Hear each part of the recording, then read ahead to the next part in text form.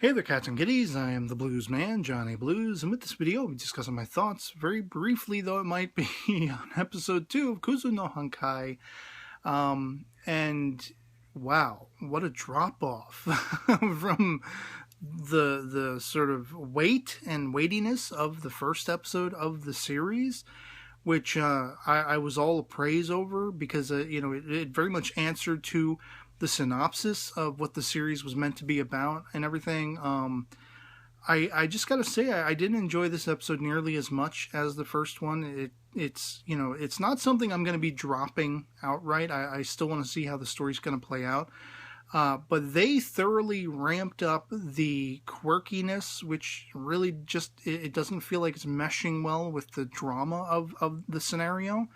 At least to me, they ramped up the cliches to a degree, and I don't know, while the animation was, for the most part, okay, there were elements of, the voice acting that, for some reason, it seemed to be overly emphasized, and you heard it very loud and very crisp, and it was just kind of unnerving. It wasn't mixed right. The sound didn't seem to be mixed right.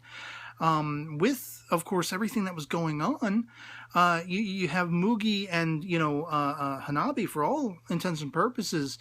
They seem like this is the end of their story. This should be it. They're kind of comfortable with each other. They're still pining for the other people they're pining for, but I mean, at least in the case of Hanabi, she really seems like she's kind of content with the scenario the way it is all of a sudden, between she and Mugi, and it doesn't seem like he's really that bent out of shape, bent out of whack about not being able to get this teacher chick and everything. And apart from the one scene where Hanabi is alone with her Oni-chan, her lifelong friend and teacher, in a room where, of course, they also end up overhearing the teacher chick playing piano or whatever.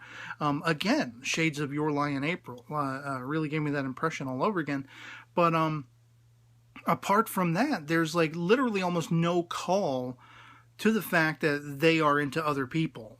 They just kind of sort of seem well fitted together. And it's slightly annoying that on Hanabi's part, it took her so long into the episode before she actually was consciously aware that he's kind of treating her like he's her boyfriend and vice versa. That's kind of how she's been considering him in a sense.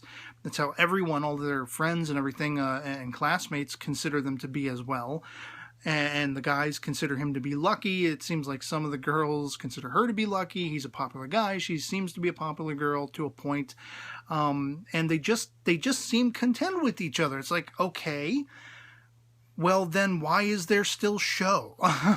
Why are we, still moving beyond the first episode? And they contrive this plot scenario where you meet this, much younger looking girl who's apparently a childhood friend of Mugi's, and apparently Hanabi knows her and knows she's a little bitch and very annoying, which her character proved to be, and then some. And then you could argue, for those who are saying, well, these characters are unlikable. Well, yeah, Hanabi got up in her face and was kind of threatening and trying to, thwart her from getting in on the groove between she and Mugi and everything. Whatever like that. I really didn't care. I was actually rooting for Hanabi at that point because I'm like, okay, well, at least it's giving these characters something to do other than be complacent with the sort of dynamic, the relationship going on between them both. But then of course you have this sort of redheaded chick who you saw in the OP, and she was the one who stood out to me the most as, okay, well, how is she going to factor in? Before they ever got to it in this episode, before they even introduced the character, I was already working on in my mind scenarios. How might this go? How, the sort of predictability factor of this story, how might it go? Well, you have this younger chick, you have this older chick with the red hair. Is she going to be into him? Well, no, actually that would probably be what you'd expect. So maybe she'll be into her. Maybe she'll be into Hanabi, and lo and behold, very, very predictably along those lines, by the end of the episode, you have Hanabi asking her to a sleepover, and after once again kind of having a very intimate, borderline, almost, almost there but not quite sex scene between Mugi and Hanabi. It's like, are they going to stop everything? Are they going to stop the momentum of every episode to cut back to sequences like this, where it really doesn't add anything and it's not very enticing or attractive? It just kind of, I mean, it shows a very, intimate, interpersonal sort of scenario between the characters, but I mean, it doesn't amount to anything. It just kind of stopped everything to show that. And then toward the end, you have just a few seconds of, apparently after this girl goes over to Hanabi's, and you see her having a meltdown in her room, and I'm like, yep, this is where it's going. She's not sure what clothes to bring, and she's talking about how it seems, it's weird how it's okay for two girls to spend time together as opposed to a girl and a guy. It would be very uncouth and very taboo for the girl and the guy to spend alone time overnight, that kind of thing, especially out of wedlock and all these kinds of things, but it's okay for the girls to do that. And that's interesting. What would you call it when the girl has a sort of, this kind of feeling, this being enamored with, and yada, yada, yada. And it's just like, oh my God. And then, of course, she apparently jumps on top of and molests Hanabi or something. I don't know if it was mutual. The kiss seemed mutual at first. And then, of course, they're both looking at each other like shocked. She's apparently pounced on top of Hanabi. And so, I mean, I feel like this episode was like 5 steps down, 5 steps backward from the impact the first episode had, the emotional qualities it had. This one was much more goofy and jokey in places, with the annoying little bitch who was Mugi's childhood friend and everything.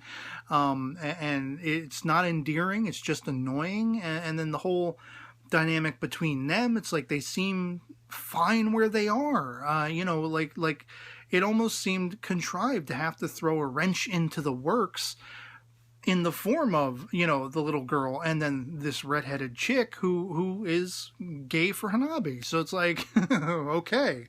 I already said I didn't think I was going to be covering this show in the first episode discussion video, and I only really wanted to come on talking about episode 2 because of my problems and issues with it. I felt that I didn't want it to be unsaid. I didn't want to just stop covering it and hold to that expectation that I wouldn't be covering it without saying anything, because I'm really curious to find out from you guys, any of you out there who are watching it as well, did it have the same sort of impact on you, this episode, or lack of impact, for all intents and purposes, that it did for me?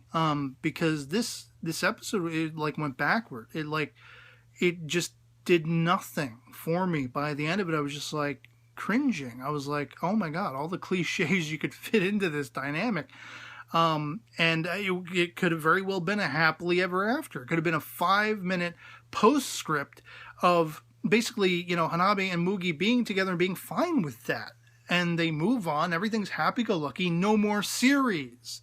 So yeah, I really want to hear from you guys in the comments below what you thought of this episode. If you had a completely different interpretation, that you think it's excellent, it's awesome, it's as impactful as it was, the twists and turns were amazing, you didn't see them coming, all that kind of stuff. Or if you felt like I did, that this was kind of a slap in the face after the first episode. So I'm putting it out there again. I do not expect to be covering this episodically.